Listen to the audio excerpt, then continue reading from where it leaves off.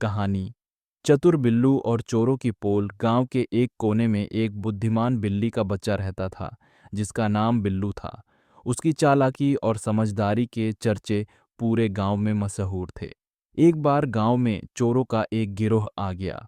चोर रात के समय गांव वालों के घरों से चीजें चुराने लगे। उनकी वजह से सभी लोग परेशान थे। गांव के लोग सोचने लगे कि आखिर इन चोरों को कैसे पकड़ा जाए। बिल्लू ने अपनी चतुराई का इस्तेमाल करने का सोचा।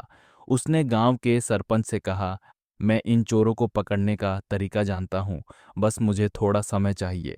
सरपंच ने बिल्लू पर भरोसा किया और उसकी मदद करने को तैयार हो गए।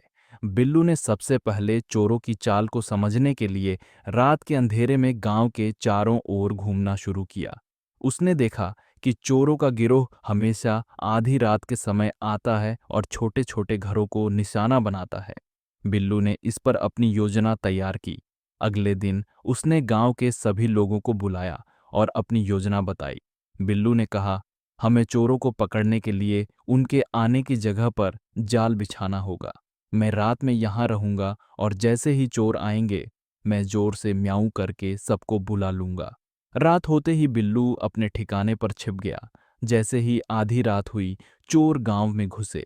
वे सोच रहे थे कि इस बार भी कोई उन्हें नहीं देखेगा, लेकिन बिल्लू पहले से ही सतर्क था। उसने चोरों को घरों में घुसते देखा और जोर जोर से म्याऊं करना शुरू कर दिया। उसकी आवाज सुनकर गांव वाले जाग गए।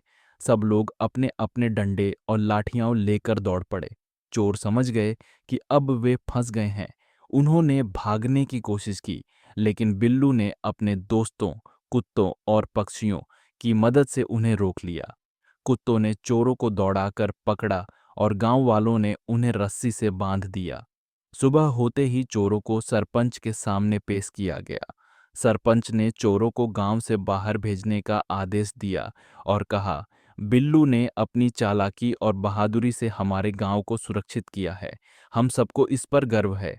उस दिन से गांव के लोग बिल्लू को और भी ज्यादा प्यार करने लगे।